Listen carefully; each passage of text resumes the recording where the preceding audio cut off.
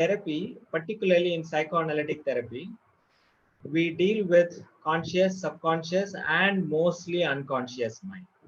Psychoanalysis believes that most of our behavior is determined by the unconscious mind. So it is important to focus on the unconscious mind, heal the unconscious mind. That is the crux of psychoanalysis. So that's another difference. In counseling, we deal with people who have minor social, educational, emotional issues. Whereas in psychotherapy, we deal with people who have emotional problems, social problem, as well as issues in their personality. Diagnostic Statistical Manual of Mental Disorders, the DSM, the second axis is personality disorders. Personality disorders are not abnormal conditions. They are very normal. They are like us, but they have serious issues in adjusting with the world. So when they have personality disorders, psychotherapy is recommended more than counseling, because counseling is only problem solving. In personality disorders, we help them to realign their personality or change their personality. So I would say, in a way, therapy means helping people to realign their personality or changing their personality. So personality change is the word that you must remember when it comes to therapy. So when we are giving therapy, we are not just trying to problem solve with the here and now. Rather, we try to help the people to change their personality. So the word that you need to remember is personality change. So these are some of the things that we must keep in mind when we are doing therapy. Again, when you are doing counseling, counseling can be 2 sessions or 5 sessions, at the max 10 sessions, and then you will be able to solve problems of your client. But psychotherapy is not like that. I have permission from my clients. Some of my clients have allowed me to share their cases during my classes that I do as my usual practice. So I'm going to share some of my clients also, the stories of my clients, as examples as we journey along. So when I contract with the client for therapy, I tell them very clearly in the first session, you must contract with me for 8 to 10 sessions initially. Only after 8 to 10 sessions, we can think of some movement or some progress. Up to 8 to 10 session, it will be like you'll be coming to me and I will be talking to you. That is how it will appear. Slowly, after 6th or 7th session, your understanding of yourself will increase. So that is how I contract with my clients in the beginning. Okay.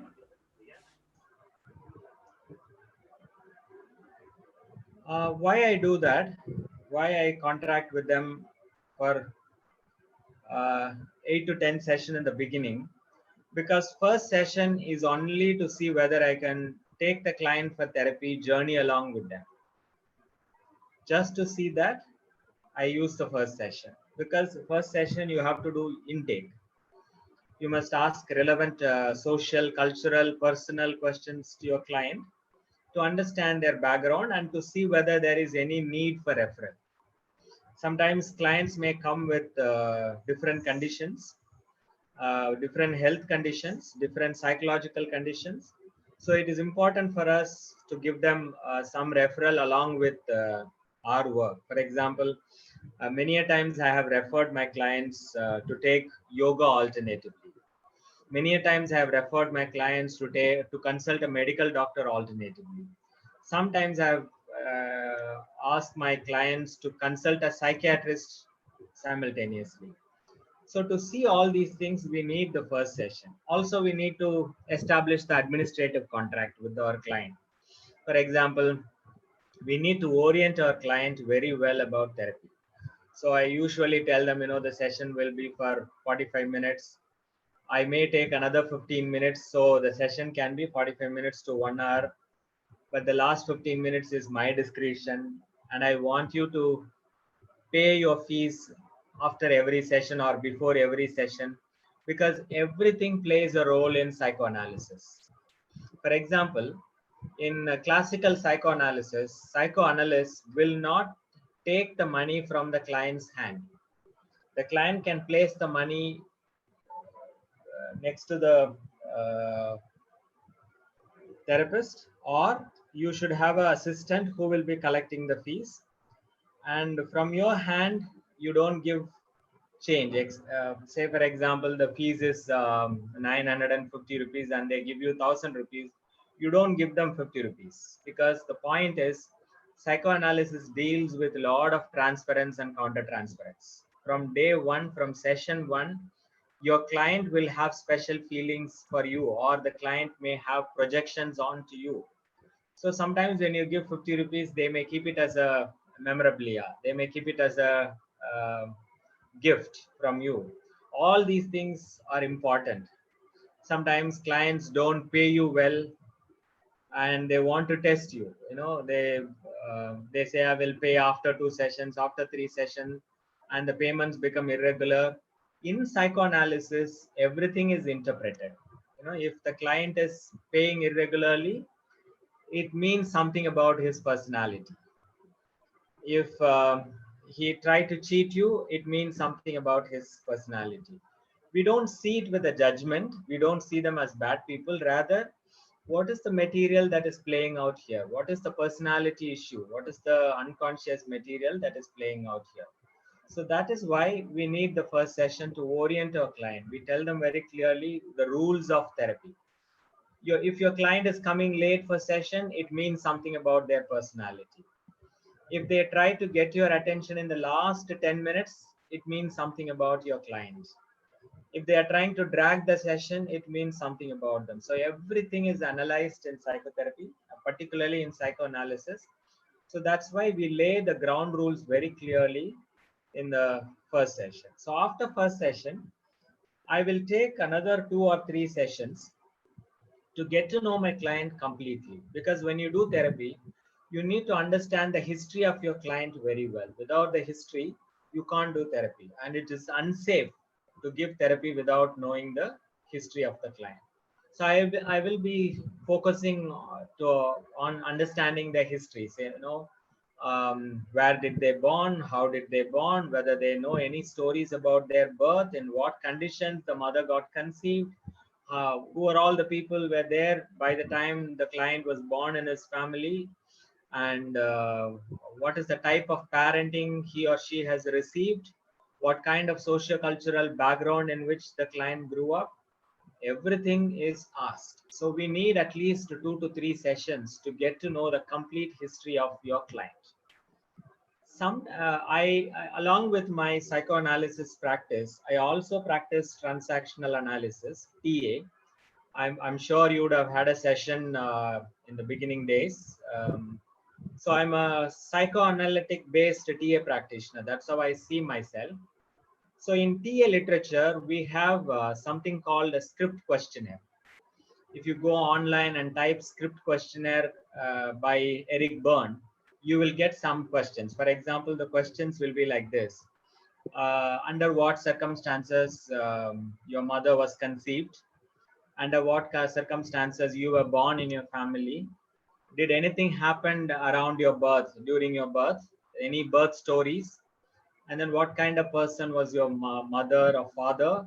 What are their qualities and characteristics? How did they rear you? How did they respond to you happily? How did they respond to you unhappily? And apart from your father and mother, who are the other parent figures you have had in your life? Every sibling is a parent figure sometimes. Grandmother, grandfather, everybody is a parent figure. So we understand every parent figure. So this goes for 2 to 3 sessions.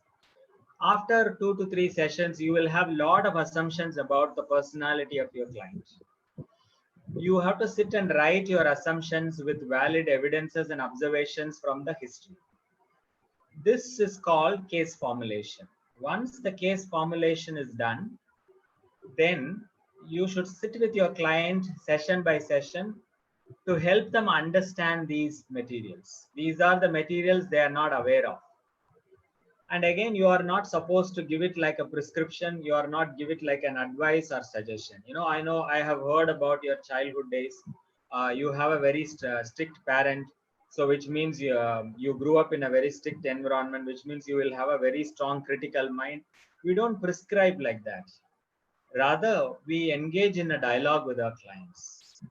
Collaboratively, we try to help our client to understand everything. For example, I would be having a conversation like this. Let's say our client's name is Ram. I'll say, hey Ram, I have been listening to you for the past 2 3 sessions. After listening to you, I get few ideas about you. Is it okay to share with you? And then when the client is willing to listen to you, you can say, okay, the first point is, I feel that you grew up in a very orthodox, uh, controlling, traditional family. Is my understanding correct? When you put this question out for your client will pick up from there and elaborate more on that. Probably he will say, yeah, very true, very traditional family. My father always practiced religious rituals, and he wanted the house to be very clean, very neat. So when he connect and elaborate things from his childhood, then you can ask him the insightful questions. Okay, because you had such a father, what kind of impact would have happened in your personality? What do you see as an impact? That is how you help your client to get insights about their personality. Probably the client Ram will say, yeah, because I was reared by such a father, probably I'm a OCD, and the client may laugh. Okay, so what do you understand by OCD? What is that? No, I have a lot of obsessive thoughts and compulsive behaviors. Oh, where do you see that obsessive thoughts and compulsive behavior? This is how we build a dialogue, and slowly the client gets an awareness about unconscious mind. Remember, the fundamental principle of psychoanalytic therapy is helping the client to access their unconscious mind, the material that they are not aware of. So this is again for another 2 or 3 session happens. So this is why I said I will initially contract with my clients for about 8 to 10 sessions. Around eighth session, the client will have a lot of awareness about their conditions, personality issues, all of it. And that is when they want your help. They'll say, I'm so critical, how do I change? Or I'm so fearful, how do I change? When they come up with such kind of questions, it is called therapeutic contract. Remember, a therapeutic contract will emerge probably after 6 or 7 sessions. We have to wait till that. Sometimes it may even take more time. You can't always have a clear cut rules. 8th session they should have a therapeutic contract. Sometimes it may take even further. So this is a general idea I would like to give you. How therapy work will go. From this point, I would like to run the PPT and give you some idea about how we do it in a psychoanalytic way. Give me a minute.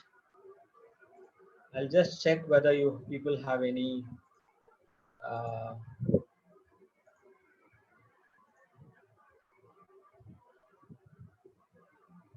whether you people have any.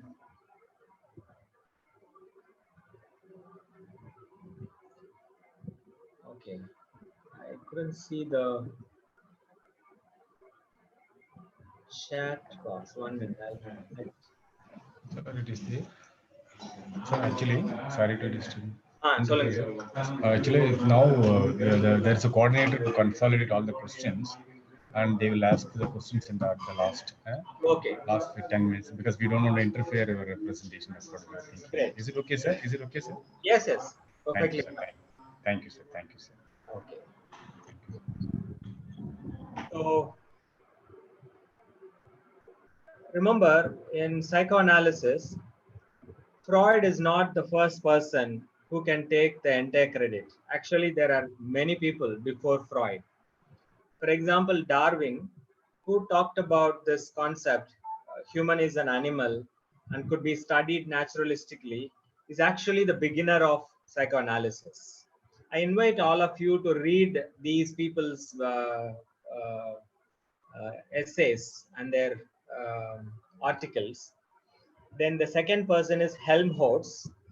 According to Helmholtz, human was an energy system that obeys physical laws like any other matter.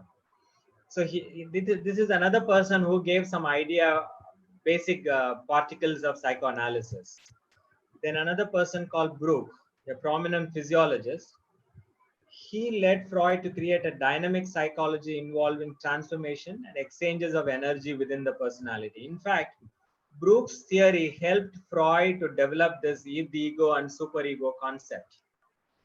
According to Freud, human beings are energy system, like Helmholtz says, and the energy in human beings can shift between ego and superego.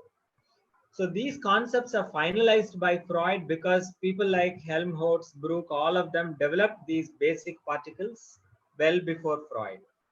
Then another important person was Carcourt, Jean Carcourt, who developed hypnosis as a treatment methodology for treating hysteric patients during Freud's time.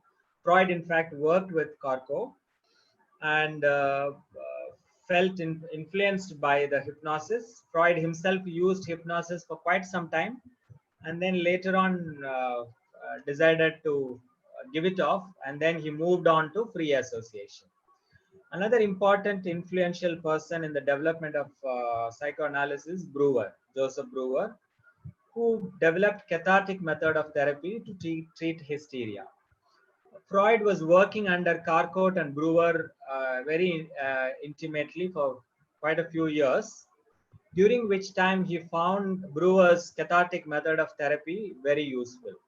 Brewer allowed his clients to scream, cry, laugh, dance, whatever they want to do, because he believed the energy should be released to do any work with the client. That was also playing a big role in the development of psychoanalysis. So I invite each and every one of you to read articles and books and materials written by these people to understand the connection between Freud and the development of psychoanalysis. This is just to give you an idea. The next one is assumptions about psychoanalysis. What are the assumptions with which we provide therapy? The first assumption is human nature is deterministic, meaning our personality is determined in the first 5-6 years of life.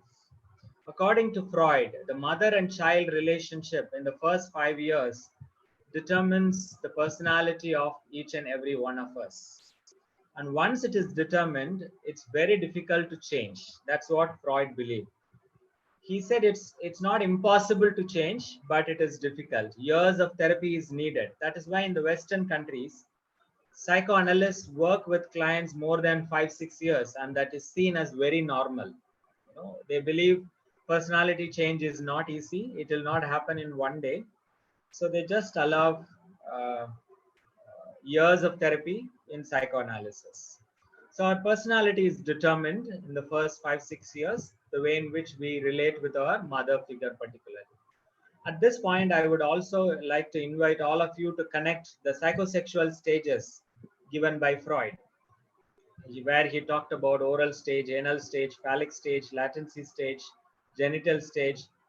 Each and every stage, psychosexual stage, plays a major role in the development of our personality. For example, in the first stage, oral stage, if a person is not given enough oral satisfaction, like according to Freud, lips becomes the sensitive zone, and they use the lips to suck milk from the mother's breast, and that's the way they get sexual satisfaction or sensual satisfaction.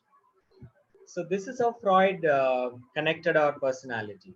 So children get satisfaction by sucking milk from the mother's breast. Any underdoing and overdoing, some children are weaned from breastfeeding very early, or some children are not weaned at appropriate time and they have extended period in which they get breastfeeding. According to Freud, both can lead to fixation. So these kind of fixations will have an impact in our personality. That's what Freud believed. People whose oral needs were not satisfied, they grow up with a lot of anxiety, They have neurotic tendencies. They have addictive tendencies. So when we are looking at our clients working in psychoanalysis, this is the formulation we are making. You know, one of the questions that I always ask in my intake is, do you smoke? Do you drink? Or do you eat too much? Are there any addictions? I always ask a question about addiction. So these addiction questions will give you an idea whether there is an addictive personality connected to this particular client. So this is how, keeping the psychosexual stages in the background, we look at the personality development. That's why the first assumption says human nature is deterministic. Suppose if they have fixation in the anal stage, the second stage starts, which is starting from end of 1 year, where the mother involves in toilet training. The mother gives toilet training to the child. Some children are quick and good in picking up the toilet training. Some children have difficulty. And that particular experience will have an impact in their personality. Suppose if the toilet training experience is not good, children will have anxiety, will have excessive cruel mind, stinginess. So it will have some impact in their personality. Sometimes it is also referred in the literature. Hitler had a very tough toilet training year two, and that's one of the reasons why he grew up as a dictator. He enjoyed harming others. All this is are in the literature. I invite people to read and connect to understand more. So that's the first point. Human nature is deterministic. The second assumption by which we do psychoanalysis is our behaviors are driven by libido, life instinct, and thanatos, death instinct. So, according to psychoanalysis, human life is a conflict between life instinct and the death instinct. At one side, when our sensual needs are satisfied, our bodily needs are satisfied, we have the motivation to live. But at the same time, when the sensual needs or bodily needs are not satisfied, we have an instinct to die. So we live between these two conflicts throughout our life. So the motivation of human life is governed by two opposing energies. That's what you have to keep in mind. So whether people are good or bad, according to psychoanalysis, they don't see people as good or bad. There is no judgment like that. It's about how they are living in that conflict, the conflict of life and death. That's what we assess. I see some people raised your hand. I don't know whether I should answer it now.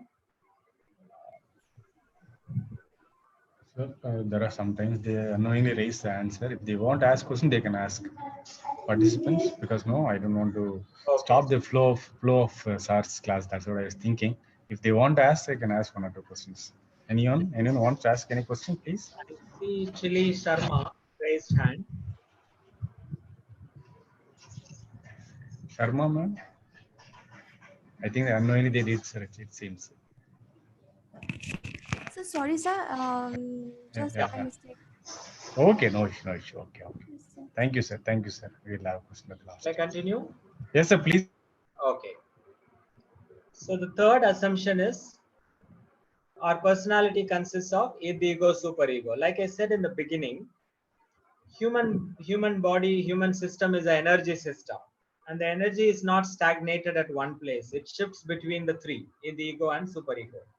I'm not going to get into this id, ego, superego. I'm sure you're all PG students would have studied enough. If this reservoir of libido, which operates based on the primary process thinking, it will not consider reality. Ego is the reality component of a personality, considers the external reality. Superego is a moral component, which is an outgrowth of our parenting principles. So at one side, we are governed by the animalistic libidinal instincts. At another side, we are governed by the moralistic principles of parents. At another side, we have the reality. So human life is conflict in this way, and we manage better if the ego is integrated well. If our ego strength is good, we manage it well. Initially, Freud published this first theory, the personality structure, And then people raised a question, where is this ego, superego? To explain the place where it resides, he came out with the mind concept, wherein he talked about three levels of mind: conscious, unconscious, and subconscious or preconscious. So conscious mind is I'm talking, you're all listening. So we are in the conscious level, exchanging our ideas and thoughts. Subconscious is what happened yesterday, last year, in your childhood, all that is in your subconscious mind. What is then in the unconscious mind? Your unconscious mind is a storehouse of all the uh, libidinal forces and the unaccepted materials. To explain this concept, Freud brought in the repression idea. So anything that is not okay for your personality, for your ego, for your superego is automatically repressed into the unconscious mind. That is how id is repressed into the unconscious mind. Id cannot be permitted freely in a social life. Because it cannot be permitted in a social life, we repressed it into our unconscious mind. So all the materials of the id is in the unconscious mind, but they don't settle down there completely. They somehow come out to the conscious mind in its own way. For example, um, in our slips of tongue, we have unconscious mind. In our dreams, we have unconscious mind. In our illness, we have unconscious mind manifesting. So this is what Freud's invention. He believed unconscious mind is all over in a person through dreams, through illness, through slip of tongue, all that. So we can analyze unconscious mind to cure people completely. That was his idea. When he brought out the mind theory, people asked him next question: why the id is in the unconscious mind? What happened? To explain that concept, he brought in the psychosexual stages: oral, anal, phallic, latency, genital stages. And then he brought out the theory of defense mechanism, how people have a lot of defense mechanisms to protect their ego. Our ego is always under attack. That is the problem. When we are facing the reality, our ego is always under attack. To protect our ego strong, we use defense mechanisms. That is the way how we handle the anxiety, which is not always easy. Sometimes if our ego strength is not good enough, we use a lot of defense mechanism. Using a lot of defense mechanism is unhealthy according to Freud. More use of defense mechanism will keep you away from reality or push you away from reality slowly. And that is how people slip from normality to abnormality. So this is how Freud brought out his assumptions for psychoanalysis. These are the assumptions that we use when we are looking at the client. So let me go to the next slide. So what are the therapeutic goals when you do psychoanalysis? How do you do? There are four important goals in psychoanalysis. First one is making the unconscious conscious. I would say making the unconscious conscious hyphen awareness. So in this level, what we do with our client is we help our clients to get awareness about their personality. We help our clients to get awareness about their unconscious materials. Like I said in the beginning, I contract with my clients for about 8 sessions. So in 8 sessions, what do? I listen to my clients, their case history, their past, their cultural history, their social history, and understand their personality, and help my clients to understand their personality materials by asking insightful questions. So that's what the first point: make the unconscious conscious. And the second goal is identify and correct old patterns of behavior. Psychoanalysis use the word patterns a lot of times. You need to pick up this jargon. Patterns means a usual way of responding. For example, your life may change, people may change, years will pass, circumstances will change, but the kind of problems that you face will remain the same.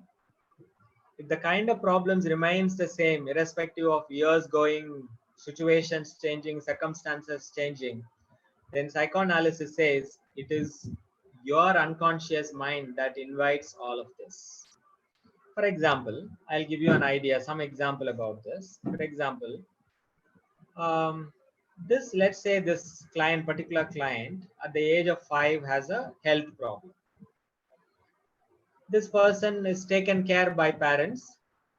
Parents took the client, the boy, to a doctor and recovered. And in another 1 week time, he got another sickness and he was treated again. And another 1 week, another sickness, he was treated again. Now, if you actually see, this is pattern. This is patterns picking up. And sometimes these kind of clients will have health problems throughout their life, and they would be wondering, from where am I getting all these things? How do I fall sick every week? How do I fall sick every fortnight? How can I safeguard myself away from any sickness? I don't know what to do here. But the pattern continues. This is what psychoanalysis is very much interested. When you have childhood experiences, they make a very strong imprint in your personality, and the imprinted materials run in your life throughout. For example, psychoanalysis probably look at it this way. When the boy fell sick, everybody took care of the boy, took him to the hospital, fed him well, all that happened. Now the unconscious mind of the boy is very happy, not the conscious mind, because the conscious mind has to go through the pain of the body. Whether it is fever, cold, or whatever it is, the conscious mind has to withstand with the pain. But the unconscious mind was enjoying everything, the care that is being given, the love that's being showered. Now the unconscious mind wants the love and affection from people. So to get the love and affection, it does something in a tricky way so that the client will fall sick again and again. So this is why I said human life is full of conflicts. At one side we want to be healthy, at another side we fall sick, because there are two opposing energies functioning in your life, in your system, right? So when the clients get awareness about these kind of materials, they do something to correct their old patterns of behaviors. Lot of behavioral choices can be exercised. For example, many of my clients have streamlined their eating patterns after taking therapy. When they come to therapy, they will have a very poor eating habit. After getting awareness from where this is coming, why they are eating unnecessarily, why they are eating too much, they will do something to correct their eating patterns. Sometimes after coming to psychoanalysis therapy, clients stop smoking or stop drinking. This is what I mean by correcting the old patterns of behavior. My understanding is that when you are working in the de-addiction field, it is very, very important to use psychoanalysis, because many of our clients who are addicted to substances or liquor or whatever have unconscious reasons why they are doing it. So it's important to go back to the childhood, understand from where it is coming, and healing it there. I'm going to talk about healing the unconscious materials little later, not now. So sometimes we do a regression work with our clients. In the regression work, we take our clients back to their childhood, let's say 5 years old, 3 years old, 4 years old, and we do some therapeutic work, keeping them as young children. All this is happening in an imagination, like a psychodrama, whatever, right? So when we do this kind of work, we provide lot of release, emotional release to the client. One of the reasons why these patterns are running in our clients and why our clients keep doing these patterned behavior is there is no release in the system. The emotion that was that happened in the childhood still remain in their system. To your surprise, I would quote, some of my clients would start crying and weeping like anything in the middle phase of therapy. And you would be wondering, this is not such a great process I did today. How come the client is crying so much today? Then definitely you would want to know. So if you ask questions, from where it is going, what happened to you, they will tell you how they are grieving the death of a grandmother or grandfather or something from the age of 4. They would not have cried enough at the age of 4 or 5, and they would have held that energy in their system without knowing. It becomes an unconscious process, and because that was there in their system, it would have impacted their personality in many ways. They would have been very depressed individuals. They would have been sad by and large. So they would not have understood why they are like that. So in some sessions, they get in touch with that material and begin to cry. When they cry, it is a time for doing any therapeutic work. So you have to give a closure. You have to bring the grandmother into the counseling room in imagination. That is when we use techniques like empty chair. We put an empty chair and then we tell the client, okay, invite your deceased grandmother. Now we will talk to her. It looks like you didn't talk to her. So techniques drawn from gestalt psychology are useful here, because I see myself a psychoanalytic TA based person, integrated person. So I believe in cathartic work. I mean, release to their emotional burdens. So if such kind of processes are done, then the old patterns will easily leave us. I have seen quite a few of my clients quitting drinking and smoking after an emotional release happened in therapy. Because once the emotional release happened, there is no need to get addicted to a substance or something. Okay? So keep that in mind. I'll give you more examples in that angle. Then the third goal is develop new insight-based behaviors. So once you help your client in this angle, they understand how they are falling into a trap, how they are falling into a pattern. Now they are very cautious. They stop it at the first step itself. Now they are taking care of themselves. They don't get into old patterns. The moment they see falling into a pattern, they stop and say no to it. For example, one of my clients beautifully said it. The other day, my mother was yelling at me. I kept quiet. I didn't bother. And then she started cursing me. And then she started crying, saying that I am the burden in the family. I know this is a trap. If I respond to my mother, I would yell at her and we both fight. And at the end of the fight, I will have guilt feeling. And if I have guilt feeling, I will go to a Tasmac and drink enormously. And I will fall back to my old conditions. So the day I realized that, I quietly stepped out of the house. I just went somewhere, took care of myself. And then in the evening after 7 o'clock, I came home, ate and slept. So this is what we mean develop new insight-based behaviors. Remember, we don't suggest these kind of things to our clients. Our clients become creative and they do it on their own way based on the reality conditions they have in their life. So in this way, we restructure their personality. Now they are new people, new way of adjusting with the world. That is what happens to them. So this is how psychoanalytic has some goals to work with our clients. From there, I move on to the next point, the role of the therapist. Okay. I like this statement from one of the authors, psychoanalytic authors. I would like to place it here for all of you. So how do you do psychoanalysis? In the face of incredible emotional arousal, like your client may go through anger, sadness, panic, despondency, conflict, whatever it is, you as a therapist is expected to maintain neutrality, detachment, frustration tolerance, empathy, alertness, interest, and impulse control without feeling depleted, deprived, and isolated. Remember, this is different from client-centered counseling. You cannot mix client-centered counseling with psychoanalysis. In client-centered counseling, Carl Rogers says, have empathic attunement, be with your client, all that. But psychoanalysis says no, because if you empathize too much, they will develop transference. So developing a transference sometimes could be a block for the therapy. That is why we maintain neutrality, detachment, frustration tolerance. That's why you would have seen in movies when psychoanalysts are working with the clients, they don't sit in front of the client. They ask the client to lie down in a couch. And on the head side of the client, the therapist will be sitting so that the client cannot see the therapist. So the idea why we are doing it like this, the client should see only the ceiling of the room. The ceiling of the room becomes the screen, and in the screen they can see whatever projection they want to see. Whatever they are talking about is all their projections. By looking at their projections, understanding their projections, we can understand their personality problems.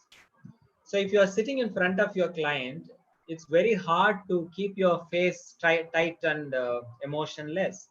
You will be responding in some way emotional without your awareness. All this could trigger transference in your client, and your client may begin to see you like a father figure, mother figure, and seeing these kind of transferences can be a block in therapy. But at the same time, remember, transference cannot be 100% avoided and eliminated. It's like coronavirus, you have to learn to live with it. So sometimes transference will be there in the client. You notice the transference and talk about it at the right time, right? So don't have an idea that you can 100% get away from transference and counter transference, because counter transference and transference are very, very natural in any relationship. No relationship is possible without transference. That is the principle. The moment you start relating with someone, you will have unconscious transference with them. But in therapy, what we do is we notice it and we wait for some time to work with these clients. At an appropriate time, you can talk about the transference materials. So coming back to the slide, the point in the slide. So keeping the transference materials in mind, we have a particular way of responding to our client. However, anger, sad, panic, despondent the client is, we maintain neutrality and detachment without you feeling depleted, deprived, and isolated. That's more important. Next one is the therapists become involved in the unresolved conflicts of the client. Like I said in the beginning, our lives are full of conflicts. So resolving the conflict becomes the aim of um, psychoanalysis. So you get involved in resolving their conflicts. Therapists do very little of self-disclosure.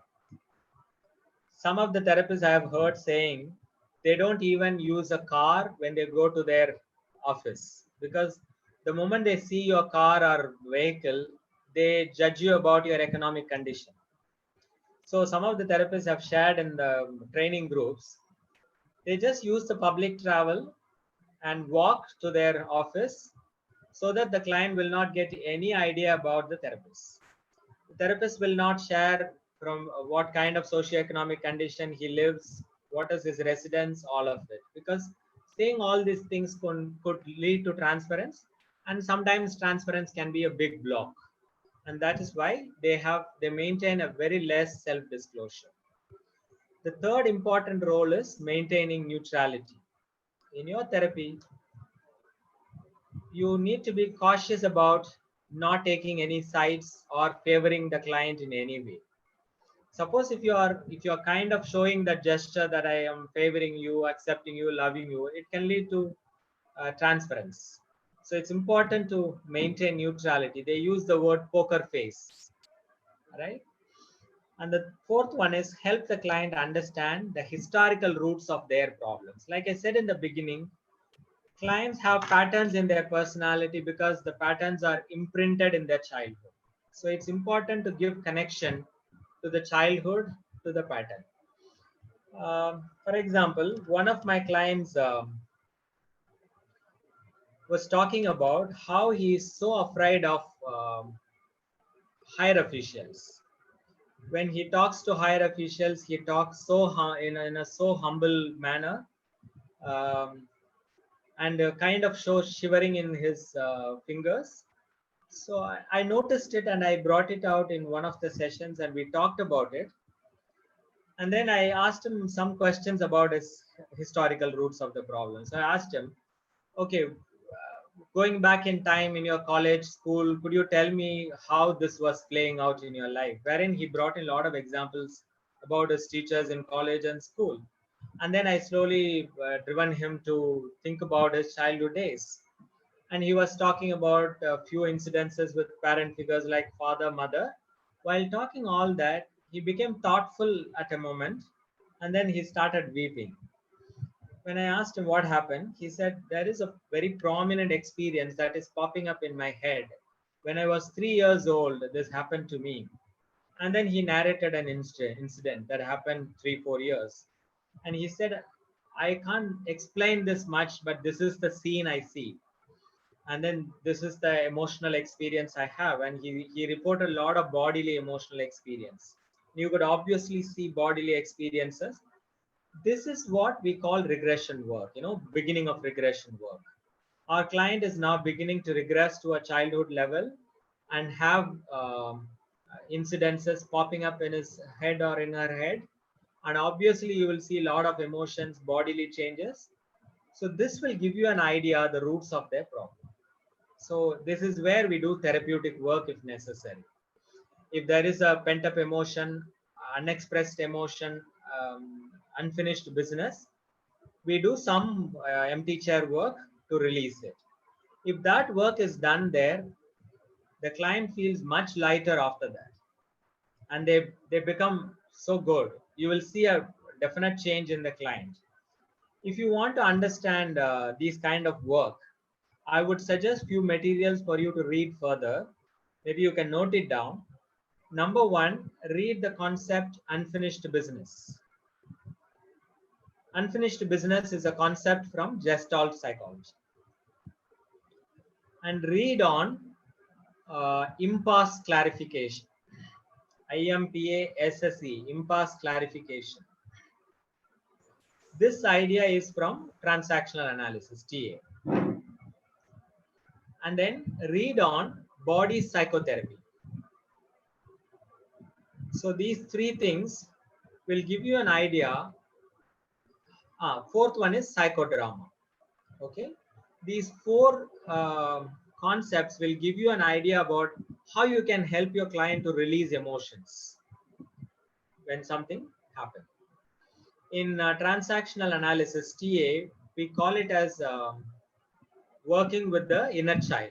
Okay, so that concept will also help you. Working with the inner child, impasse clarification, all these are TA concepts. Unfinished business is Gestalt psychology.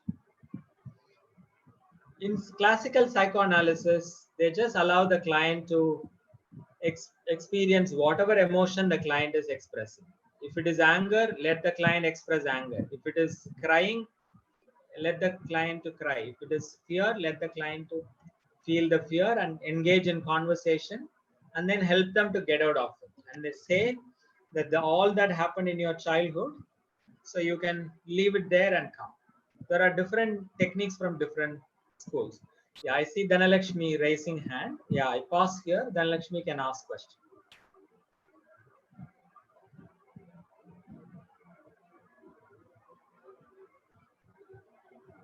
Hello. Hello. Dhanalakshmi ma'am, you have a question, please? Sorry, Yeah. by wrongly she raised hand, it seems, sir. Okay. Right. Okay, thank you. Okay, Just thank you. I'll continue. screen மட்டும் slide show போட முடியுமா sir? If you possible slide show. Yeah, sure. Yes, sir. Thank you, sir. Is that fine? Thank you, sir. Fine, sir. Thank you. Yes, sir. Thank you, sir. Thanks. So getting back to the slide. So help your clients to understand the historical roots of their problems. Then we do a lot of analysis around the projections. The principle of psychoanalysis is that whatever the client is doing with his relatives in the outer world will do that with you also, with the therapist also. These are called projections. For example, your client might start coming late to session. Sometimes I experienced it like this with my clients.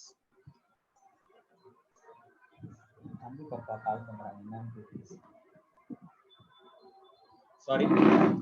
So initially they will message me saying, I heard about you through one of your students. Please give me a slot. I will be very regular to session, all that.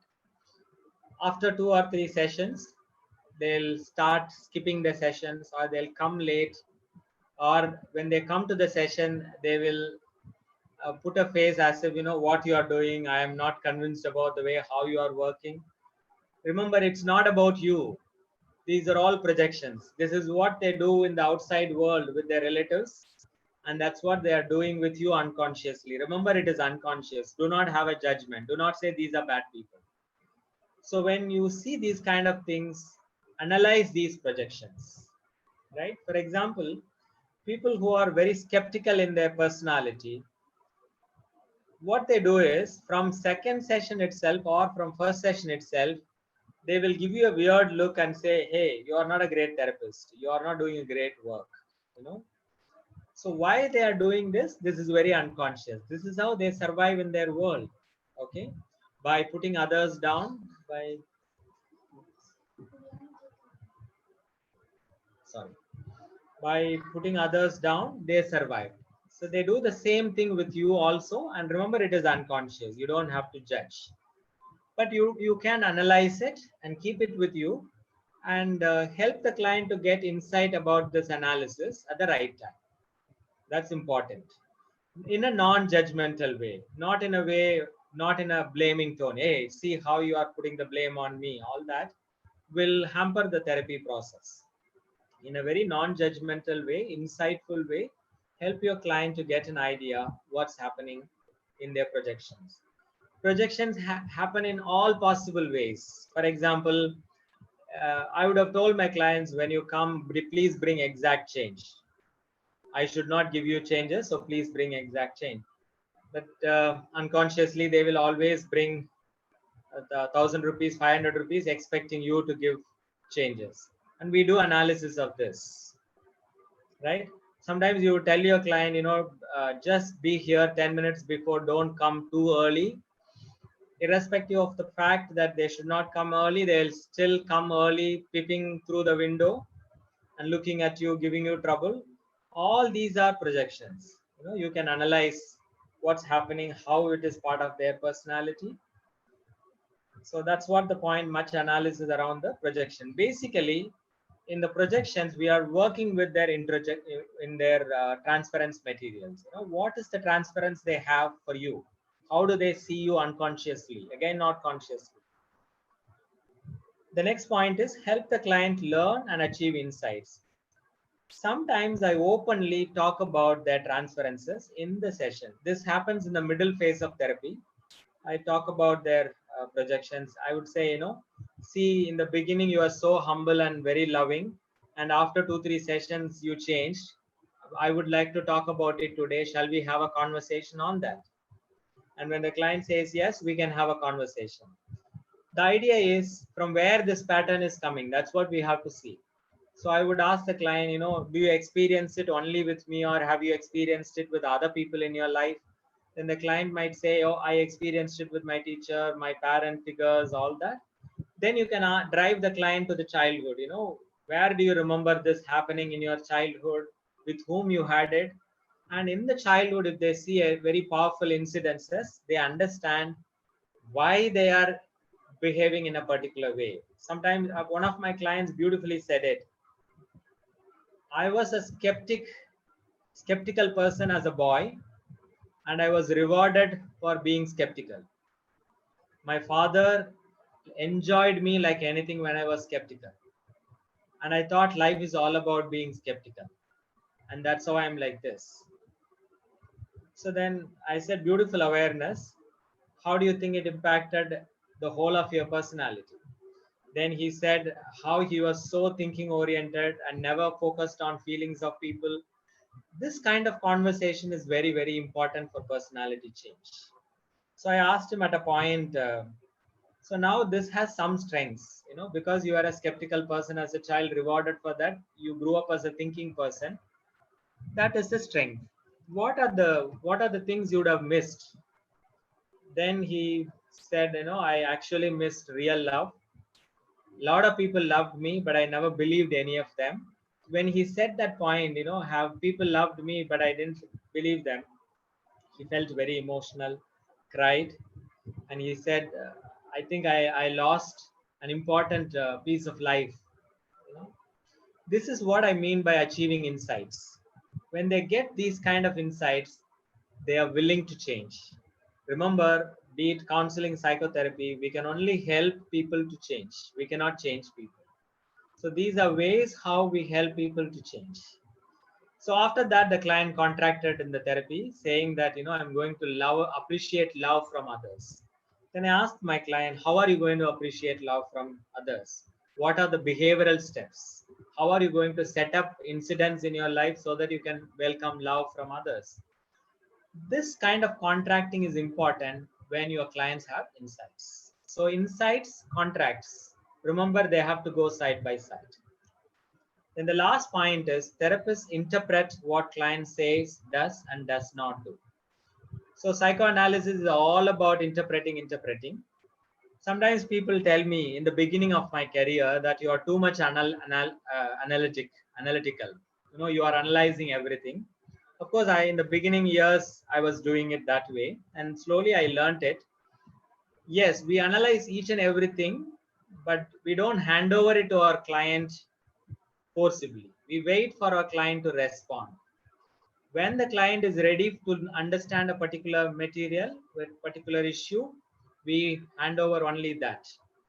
This is something I picked up from my trainer in my TA training.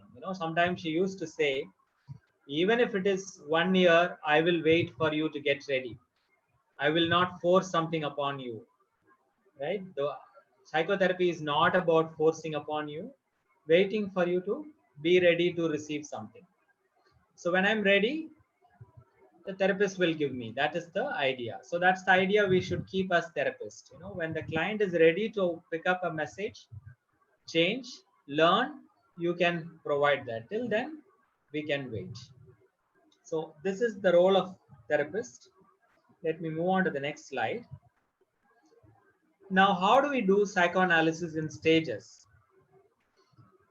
This is taken from a book called Psychodynamic Therapy in Action by Sage Publication. Any of you want to read, you can refer that book, Psychodynamic Therapy in Action by Sage Publication. So this is how they have classified the stages of therapy in psychoanalysis. Number 1 is first session, and then what happens after first session, and then the middle phase of therapy, where they call it as depth and defensiveness. Then the fourth one is called middle phase of counseling, the centrality of therapeutic relationship, breaks and endings. I know some of you will have questions, so I'm planning to go up to 11:15. Up to 11:15, I go and then I stop there. After that, I will take some questions so that we can close by 11:30. Coming back to the stages of therapy, look at the way how it is mentioned. First session is so important for psychoanalysis. So let me use that hyperlink and go into that. So what do you do in the first session? Psychodynamic counseling, like other methods of counseling, needs sufficient privacy during the session to enable the client to share intimate thoughts and feelings without fear of interruptions. So in classical psychoanalysis, the patient lies on a couch, whereas in the modern psychoanalysis, they don't sit facing each other, but they sit side by side, diagonally. If necessary, I will turn and look at my client. Otherwise, I don't have to look at my client, right? Whereas in Carl Rogers, person-centered therapy, they keep the chairs facing each other. And Carl Rogers says, I know you will develop transference on me. I don't mind. That's okay. I am not going to do anything about it. Whereas in psychoanalysis, we are aware of transference. So we don't keep the chairs like this facing each other. Rather, we put it this way so that we both can see parallelly. If necessary, I will turn and see my client. Right? The point is, I do not wish my expressions of face to give patient material for interpretations or to influence his or her thinking. That's why we are sitting this way. These are all important things in the first session. The therapist and the client sit in comfortable chairs, able to see each other, but not face to face. Eyeball to eyeball can be very threatening position according to psychoanalysis. Chairs are best arranged so that each can look at the other, yet also avoid the eye contact without feeling too self-conscious. One reason for both the couch and the invisibility of the psychoanalyst was to help the patient use the analyst as a type of screen. Like I said, an open white screen upon which to project his or her imagined perception of the analyst. If you are sitting in front of the client and making faces, showing emotions in your faces, then you will not have a great holding to say that this is your projection to your client. Your client will easily say, no, no, you were also agreeing to what I was saying. You were also smiling. You were also emotional. So to avoid this kind of dialogue, when we are dealing with transference material, we, we don't see each other. So the issue of counselor disclosure. In the first session, you need to be aware of this. Psychodynamic counselor tends to hold back from revealing himself or herself, and so provides opportunity for the client to imagine all manner of things about the counselor. Like I said in the beginning, we don't even use a car or two-wheeler to go to our office because they will get to know your socioeconomic status. Just use the public transport, walk and go, so that they will have all kinds of ideas.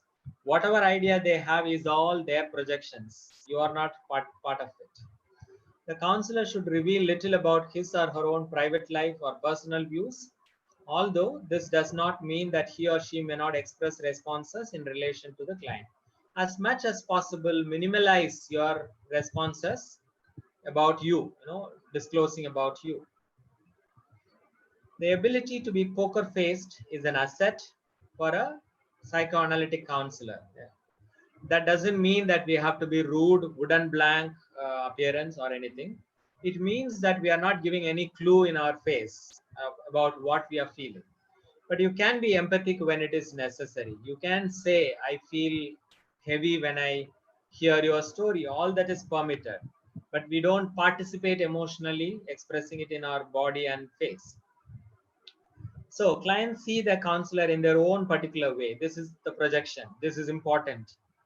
They see the counselor as a mother, father figure, sibling, or whatever it is. And these projections are important for you to understand the client. So counselor's office, how it should be, it requires comfortable and inviting furnitures and decor. Anything that likely to provoke attention, a dramatic picture, curious ornament should be avoided. We don't keep those kind of things because we want to provide our counseling room like a slate, empty slate, like a screen. Whatever the client is coming out with is all their projections. So these are things that you have to keep in mind in the first session. Let me go back to that. So after the first session, how psychoanalysis proceeds, let me go into that. So after the first session, you have to employ some of the basic techniques such as listening and observing, exploratory responses. What I mean by exploratory responses, you can do paraphrasing, you can ask an open-ended question, you can you do a summarizing. When you do summarizing, paraphrasing, open-ended question, you are encouraging your client to give you more data, more information. Those are called exploratory responses. Sometimes you have to ask specific information seeking responses.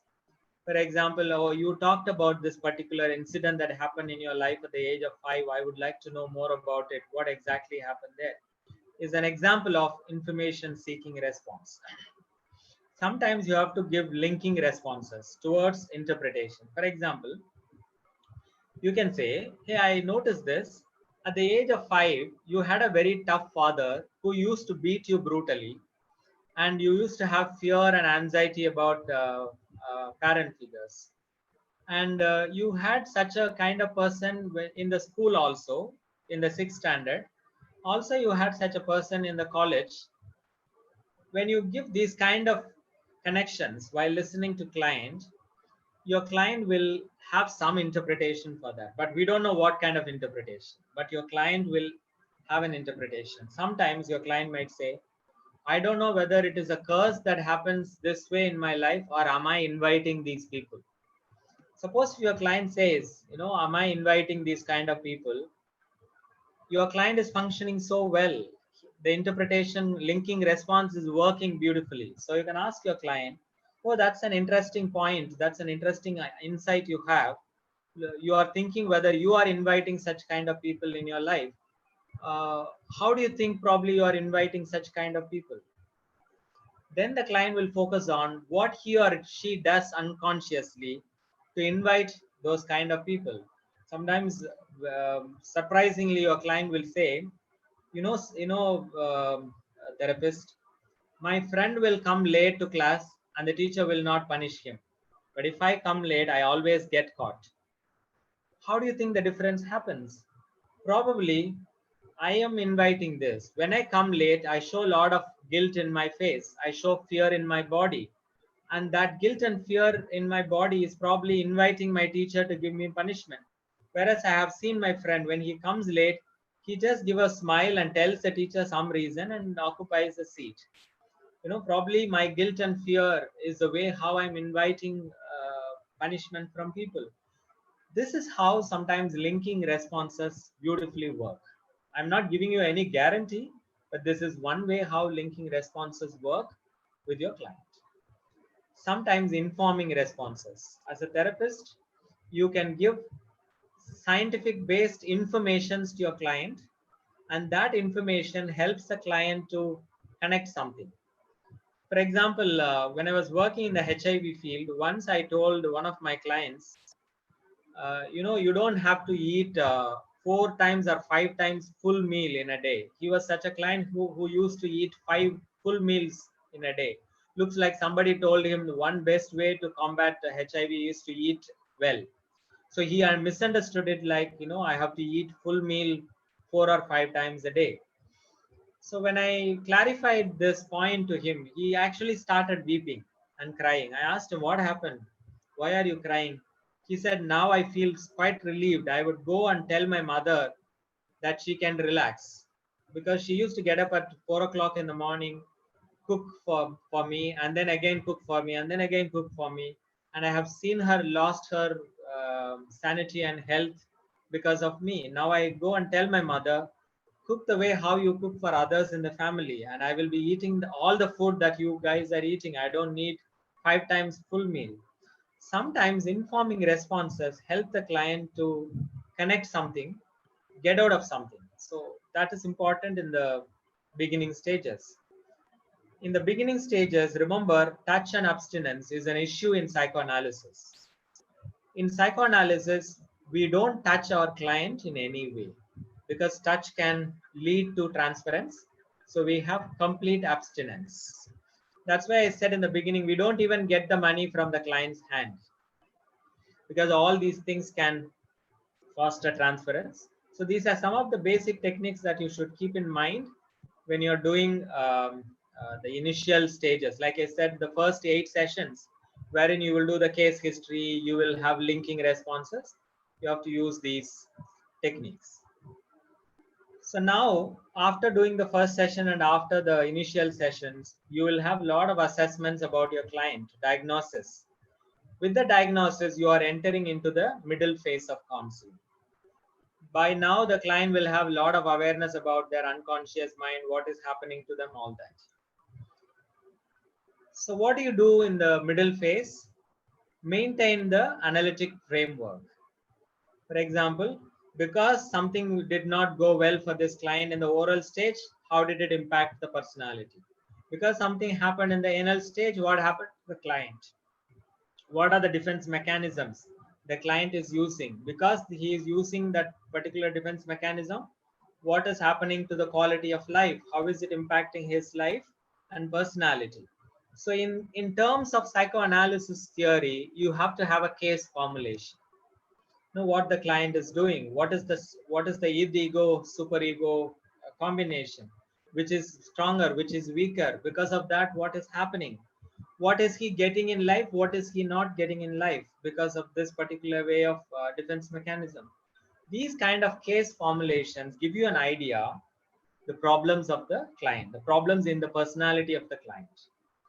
Then through dialogue, insightful dialogues, you help the client to get one by one, so that they contract with you to change their behavior. Like I said earlier, oh, brilliant, being a skeptical person was rewarded in the childhood, so I grew up as a skeptical person. In that way, I lost love and affection from others. Now I'm contracting with myself to receive love and affection from others. This is how clients change. For that kind of change to happen, you must understand first the problems in their personality and help them to understand it. Generally, psychoanalysis uses free association as a technique. What is free association? Just allow your client to talk about their lives and problems. Every time client comes, they bring in problem situations and stories. Allow them to talk about all that. As you're listening to their problems, issues, stories, use your interpretation. Again, don't give it as a prescription or judgment. Rather, involve in a dialogue. Help the client to get that insight. If the client invent it on their own, they will own it instead of you prescribing it.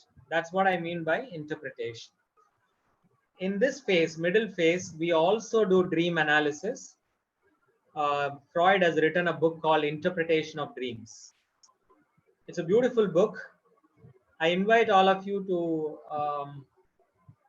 um, read the book as well as attend some workshops on exclusively on dream analysis. I will give you some idea about dream analysis, how I do it. I keep the analytic framework in my mind. I'm opening another file for you.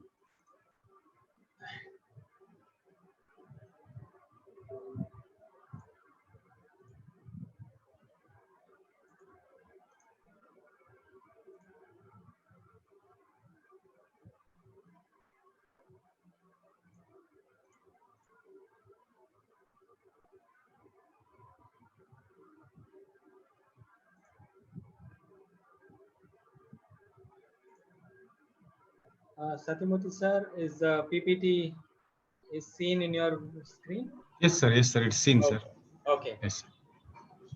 For the sake of learning, I'm going to show these two slides. How Freud has connected symbols in the dreams. For example, if you see house in your dream, it signifies a human figure. If you see in your dream kings and queens,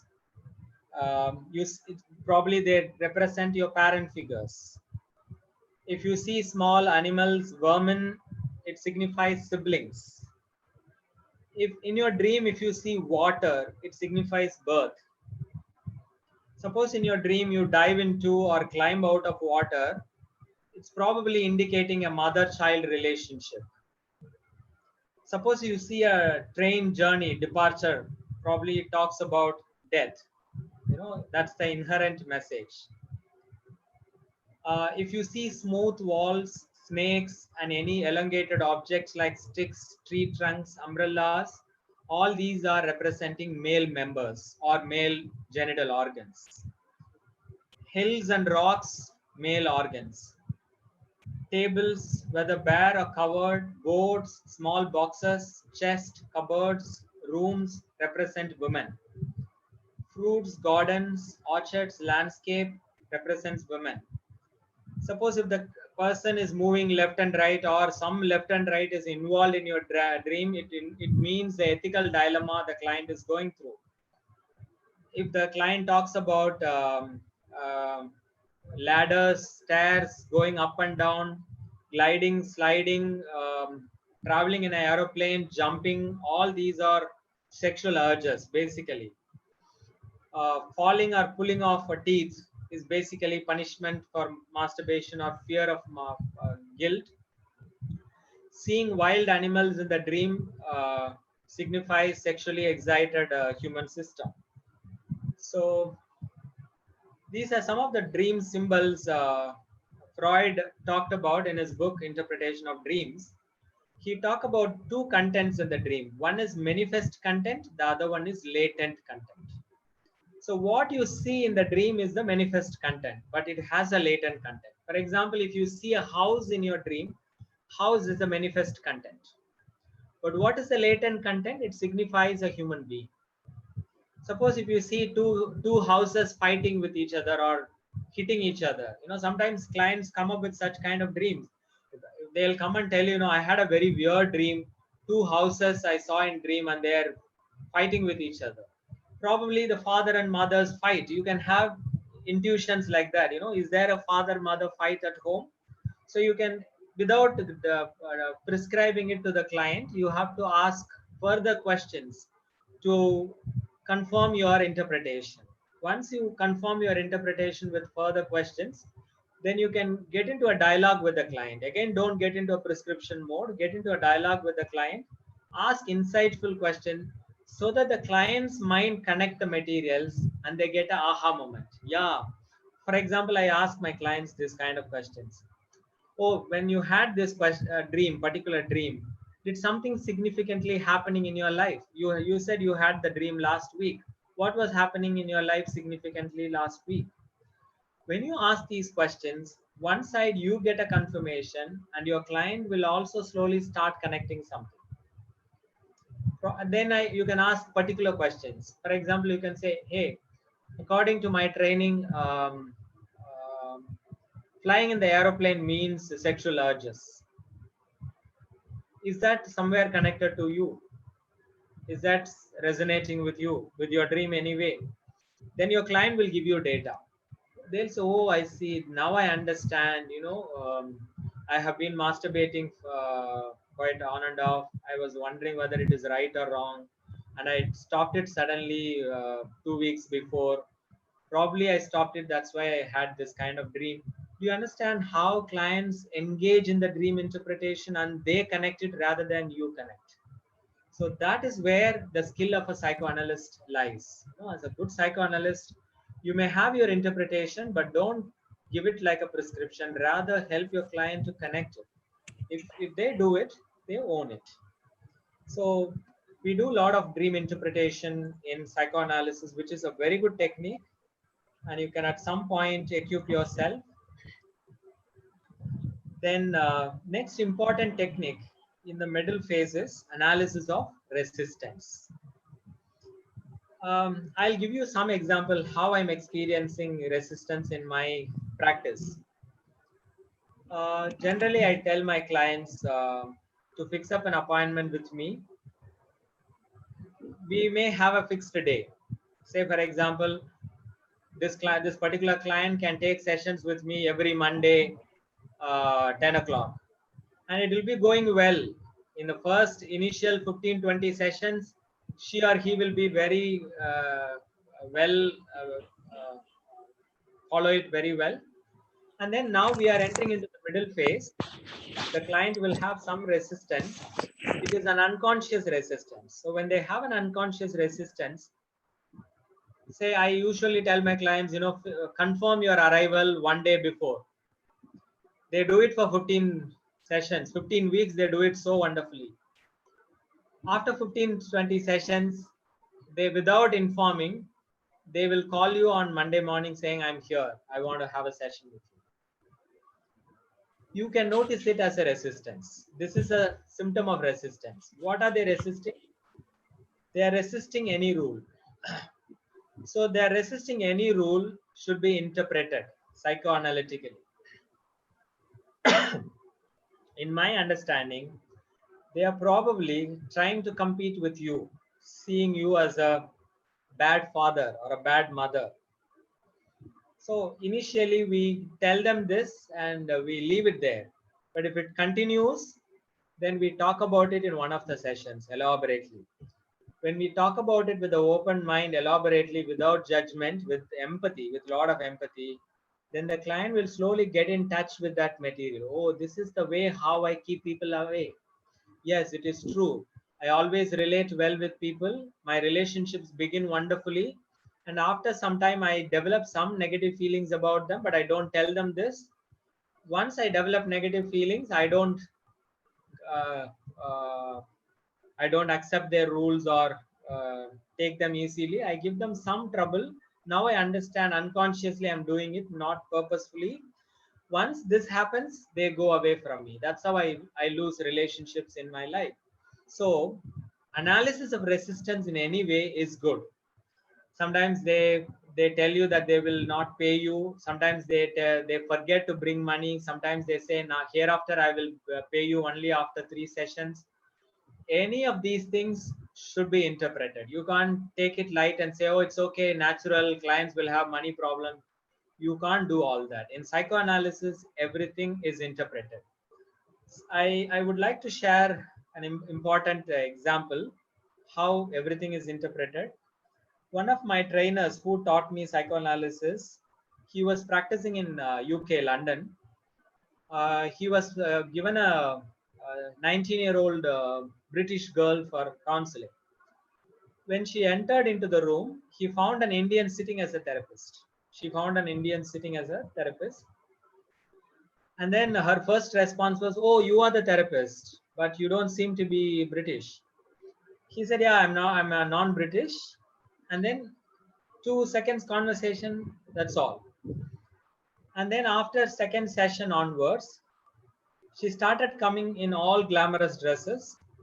And my trainer who gave us this example, he said, it would be very difficult to look at the client. I used to avoid looking at her as much as I can.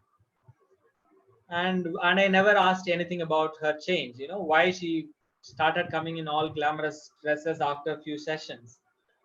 So in this case, the supervisor of my therapist, my trainer, kept saying, "You are not doing therapy, you are only doing counseling." So one day, out of anger or frustration, my trainer asked him, it seems, "What do you mean by I'm not doing therapy?" Then the supervisor said, "Did you notice after some 2, 3 sessions, he started coming in all glamorous dresses? And that should be talked about in the session. You are avoiding looking at her, you are avoiding talking to her about that." Then when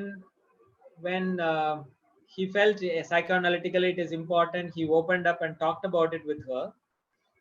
When he opened up this talk and why you are coming in this kind of dress for quite some sessions, the girl said, "How do you see me? Am I looking beautiful? Am I looking nice?" She started flirting with the client, I mean the trainer. So this gives you an idea how the girl has some personality aspect. Wherever she goes, she has a mechanism, she has a system to attract others. And it is very unconscious for her. Unless you talk about it, she would not be able to pick it up. So an elaborate discussion on this helped the client to get to know that unconscious material, that wherever she goes, whomever she meets, she has a great need to attract those people. So if they don't get attracted, if they are very official or something, then she will do something unconsciously to get their attraction. And now you can go back to the childhood to see the childhood roots of it also, and it's not so hard. So this is how psychoanalysis takes notice of each and everything and analyzes it. So analysis of resistance is an important therapeutic work in psychoanalysis. And the last one is analysis of transference. They may see you as a good figure, bad figure, whatever it is. Talking about it at some point in the middle phase of therapy will give a lot of insights to the client. Maybe at this point, I'm not going to go into the transference materials too much, but I invite all of you to read a little bit. KOHUT, Kohet is the name. KOHUT. Kohet is the person who had written a lot of good books and articles on transference and countertransference. So with a lot of case examples, how you can pick up transference, how you can work with transference in psychoanalysis. So if you want to understand those things, please read any book written by Kohet. Mostly the title of the book will be Transference, Working with Transference, those kind of books.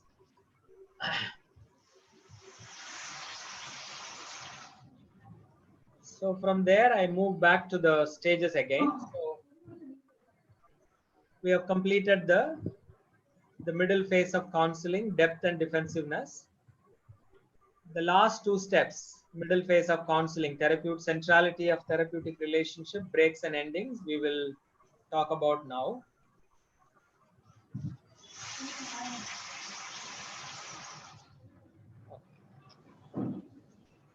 So, free association is one of the methods in psychoanalysis where they talk about their issues and problems freely and you allow any talk.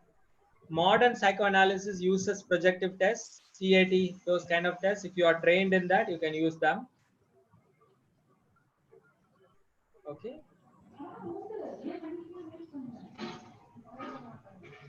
So So in the modern psychoanalytic oriented therapy, we don't use a couch, rather we sit in the chair and do.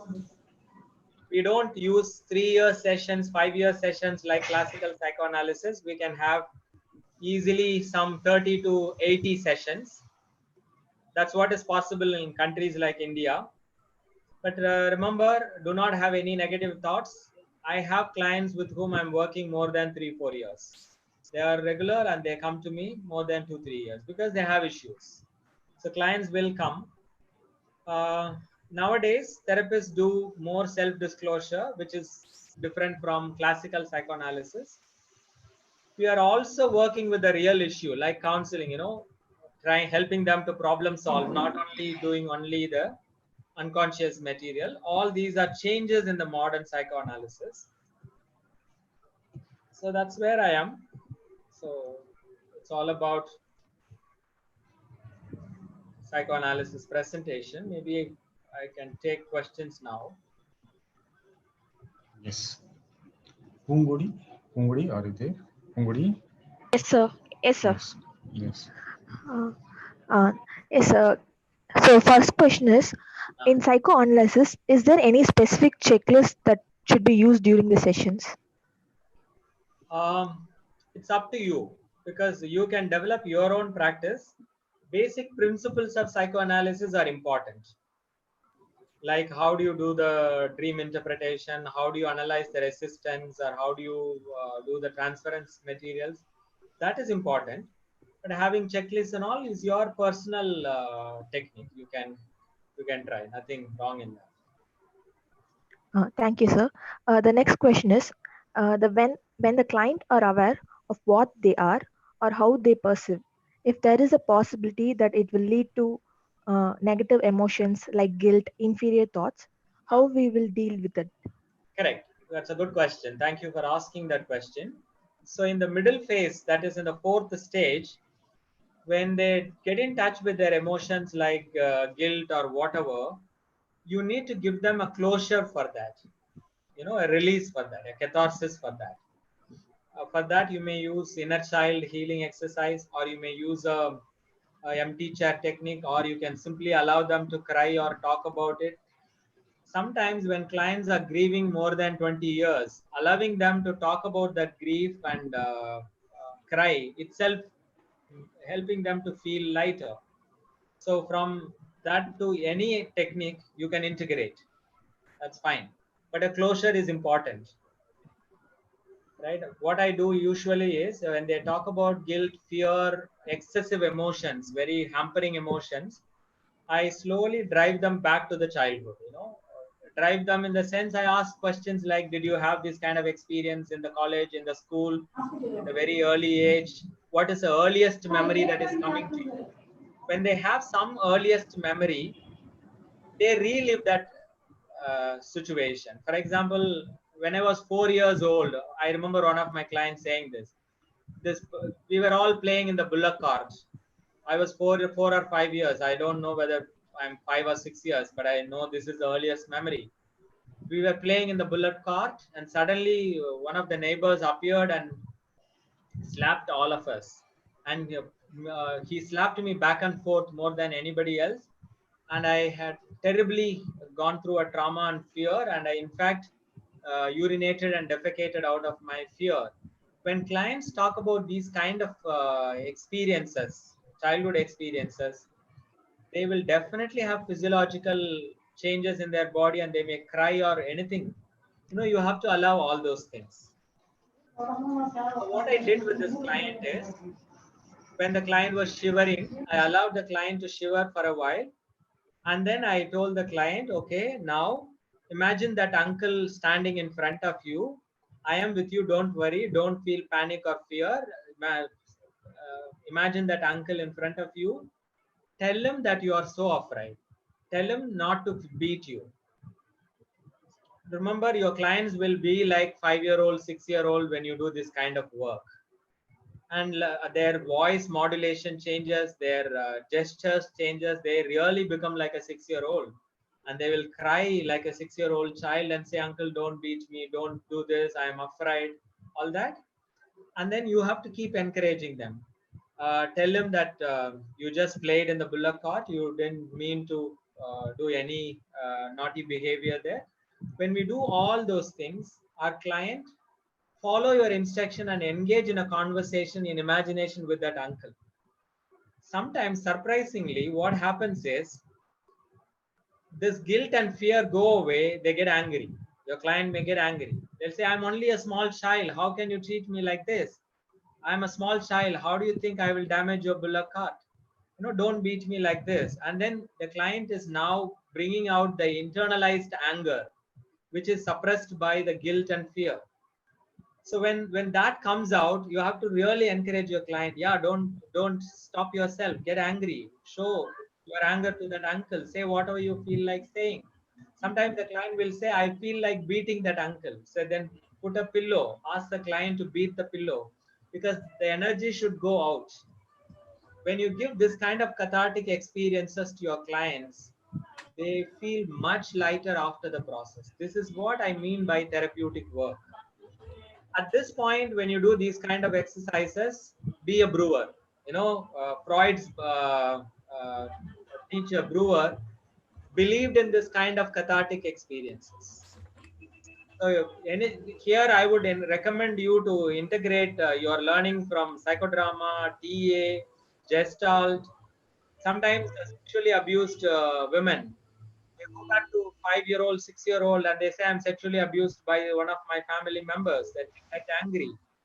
Initially, they will show fear and guilt only, but once you encourage them to have a dialogue with the person, they may get angry, and help them to release that anger.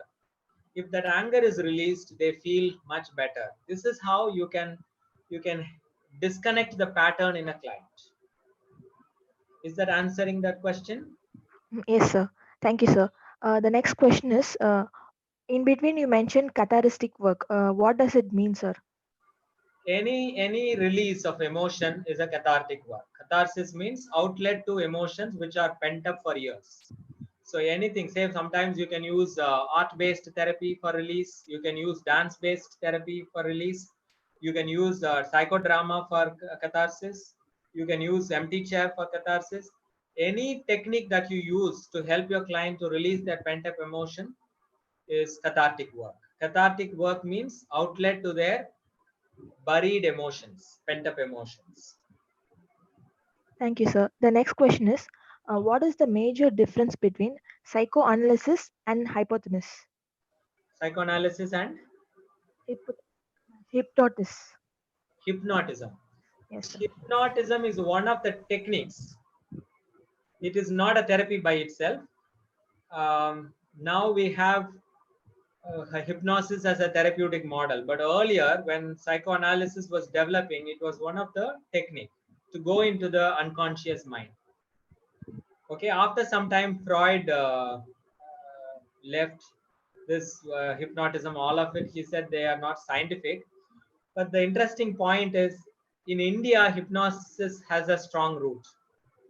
Many of the Indian therapists are using hypnotism as a therapy by itself. Right? So I'm not putting down any therapy modalities because I'm integrative. I don't say this is bad, this is good. I do integrate hypnotism. But initially it was a technique within the psychoanalysis. And now they have their own theory, model, all that. Yes, sir. The next question is, if an addicted person is brought to the therapy by his family member, but the person is not willing to take the therapy, how can we make him ready for the therapy? Yes. So look at the way how the family member is bringing the client, but the client is not willing to, which means it is resistance. So you have to start working with the resistance first. Talk about the resistance in the client. Accept the client even though he is resisting. Every now and then bring up this idea how he is resisting the process. Around that talk, and then see whether you get any lead to go back to the childhood. Some of the addicted clients are resisting treatment is because resistance is part of their personality. So they must first understand that this is my personality. I don't take good. Transactional analysis, TA, has found two things about human beings. One is some people don't take the good, they take only the bad. Another thing is some people don't throw away the bad. These are all part of personalities. So you need to help the client to get awareness and understanding and insight about these personality aspects first. If they get understanding these personality factors, then they will be willing to work with you. For example, in the movie Roja many years ago, a movie about Kashmir war, all that, they show the terrorists have a lot of resistance, understanding, love, and the hero would be empathic and loving with them, and at one point they would accept his views. That's a beautiful example how a therapist work with a client. However your client is resistant, angry, negative towards you, you still work with them gently to help them get into the group. So here with these kind of clients, you will be working mostly with their resistance and transference. Challenging, but yet that is the best way. Yes, sir. The next question is, sir, have you ever tried therapies on person with disability? If yes, what kind of disability is it? And how much were you able to apply this therapy and what was the outcome on it? So when you're working with clients, you must see whether they are capable of getting insights from the work that you do, whether they have the thinking capacity and insight. When you get into a dialogue, when you ask questions, they answer the question and link and understand something about them. That is what more important. The other things, be it mental disorder or disability, you have to do an appraisal of their condition and foresee what are the problems that will bring into your therapy. Simultaneously, you can ask them to go for some other consultations also, refer them to other people also, so that they are helped by 2 3 experts at the same time. And if you really feel not confident, then you may have to say, I'm sorry, you have to go to a rehabilitation person. So it's a question of doing an appraisal of whether you can do with them. I do work with people with mental disorders and disabilities, and I do my own appraisal, how far I can work and help with them. With some clients, you don't do much work. It's only listening to them, being a support to them. That's good enough. So I just do that. I tell them also to the client and the family members very openly, because of XY factors, I may not be able to do a complete therapy and heal and cure and all, but I can be a support here. So be open to them. Sometimes that's what we can do. Thank you, sir. The next question is, few psychiatrists are saying like encouraging transference will be good result in therapy. Is that so, sir? Yes, Is there yes. anything positive and negative transference? Freud himself said it. Transference is a stumbling block, but if you deal with it effectively, it becomes a stepping stone. So talk about transference openly with your client in the middle phase when they have a good relationship with you. For example, you can invite your client saying for a transparent discussion like this. Hey, off late I see you getting angry and upset and frustrated about me. Can we talk about it today? So this is something you don't have to hide. You may be noticing your client getting angry, frustrated with you. If not in the first session, at least in the middle phase, somewhere you have to bring it up in a session and talk about it openly. In Egan's model, it's called immediacy skill. What's happening in the relationship between you and your client, what's happening in the here and now. So when you have an open talk, the client might say, nowadays you have changed, you don't give me enough attention. All that they will say. Whatever they are saying is all their projections. It is their unconscious mind. So by appropriate questioning, linking responses, you can help them to see how this is all their materials and not yours. So when they see it as their materials, their personality factor, they will be willing to change. That's why Freud said initially transference is a stumbling block, but if it is handled well, it is a stepping stone. One of my clients told me, Nobody openly appreciates me. You have been doing it in the beginning, nowadays you stop. So I apologized to that client. I said, I'm so sorry, I somehow missed it, I forgot. Now from now onwards, I would appreciate you whenever and wherever you do something good, when you talk something good. So me asking that apology sometimes can be healing to the client. Why? Because the client would have asked for love and appreciation from the father mother figure, and they would have said, you are too much clingy, you are too bad. Consciously, I'm not doing the same behavior what her parents did, rather I'm doing something different. I give her a new experience. So today I tell her, I'm so sorry, I forgot to appreciate you, I should have done, it's my mistake. So that is validating her need. I'm validating her need by apologizing to her. That itself is healing. And then mindfully you start appreciating her, praising her. She may feel, okay, not all people in this world are bad like my parents, there are good people also like my therapist. So in the dialogue itself, healing can happen. Sometimes your clients will say, I like to hear a lot of appreciation from you, will you give me, nobody gave me in my life. So you both can have 15 minutes or 10 minutes every session for appreciation exchange. In TA, we call it as stroke exchange. With some clients, we do that. For 10-15 minutes, we do stroke exchange. Stroke exchange means appreciations are exchanged. All these are healing for clients. This is how you can work with transference. You can work with transference by confronting the transference. You can work with transference by apologizing. You can work with transference by changing yourself in front of the client. You can work with transference by inviting the client to change. For example, some of the clients may not appreciate others. That's one way how they don't have love from others. So you can invite the client to express love and appreciation with you as well as with others. You can have contracts. So all these things are the ways how you work with transference. Thank you, sir. Sir, can we share any previous stories related to same problem of the client in the fifth or seventh session, so the client can get positivity to handle the situation? Say that question again. Uh, Sir, can we share any previous stories related to the same problem of the client in Uh, his fifth or seventh session, so the client can get positivity to handle the situation? yes, if it is relevant, you must, because that's why you are collecting history. So wherever it is necessary, you have to help them to see that. For example, let's say in the 15th session, the client says, I don't know why I'm so critical of myself. I'm so harsh on myself. I don't know why. The client says that. You can say, do you think really you don't know why you are harsh on yourself, critical on yourself? The client says, no, I don't know why I'm like that.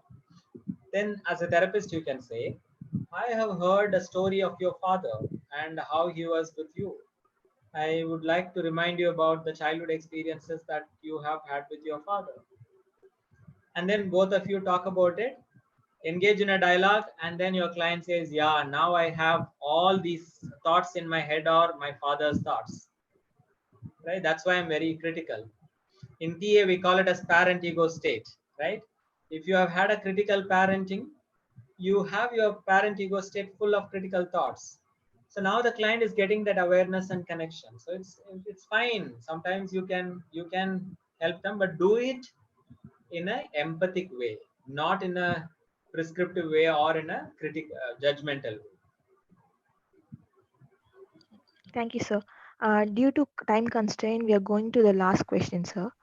So, after giving different techniques to the client, but he's not able to apply it in his life due to lack of family support, then is it necessary for us to talk with the family members? At any point, if you feel you can work with the family, work with the family also. But my take is, if your therapy is very effective, your client will change. When the client changes, everybody changes. We all have problems in our life, not because of the outside world, but because of our unconscious mind. We need to clean up our unconscious mind. If we clean up our unconscious mind, we invite only the good things. So if your client change and become dynamic in life, everybody in his family, in his life will change, or they go away. Either people around him will change or they just go away. This is Thank you so much, sir. something not I'm saying. This is the principle of psychoanalysis. Yes, sir. Thank you, sir. Thank you, Pungudi. It has been a great pleasure, sir. Actually, we had a real experience sharing and really therapeutic. It is more appropriate that you are very well connected to psychoanalytic theory, therapy with transaction analysis. A lot of examples. Really, we admire you. I know I have been related with you for last 23 years. I know whenever I attend, whenever I meet you, I always see. But there is one difference I always feel, and see. When you are an academician, you are a different person. When you are a practitioner, you are a different person. When you do therapy, you are a different. That is what the role you play. I request all the therapists, all the practitioners has to follow Professor Veerapandiyan sir because I admire him. I hope everyone will understand what I'm talking because I invited him because I want him to be one of the resource person because he is very busy person and he has a lot of input. I know within a very short period of time he is able to give you a lot of therapy, a lot of information, not only on psychoanalysis. He has linked especially transaction analysis with psychoanalysis. He is expert on that. So kindly make use of him and you can contact him for any help. And he is a very good therapy and I know that he is a person having a lot of input. I hope you enjoyed it. And if you give him time, you'll go. Having a busy schedule, Sir is able to come back and help us in doing this session. Thank you so much, sir, on behalf of all the participants. Really a wonderful session. I enjoyed, and there are 5 or 6 students of mine asked specifically to come and attend this course, and they asked. I allowed him, and all the participants will agree that the session is very informative and interactive, and on behalf of Madras School of Social Work and Department of Social Work and the NPS, the Network of Professional Social Work Association, we thank you so much for your wonderful session input, sir. Thank you, sir. Over to you, sir. Thank you, sir. Thank you. Congratulations and all the best to all of you. It's a wonderful experience connecting with all of you at a pandemic time through this mode. Let's keep working and do our best to the benefit of the society. Thank you, Thank sir. you, sir. Thank you. Thank you. Thank you, sir. Thank you so much. Thank you for everyone. We'll meet you in the evening, sir. Thank you, sir. Thank you. We'll wind up. We'll meet in the evening. Thank you so much. Thank you.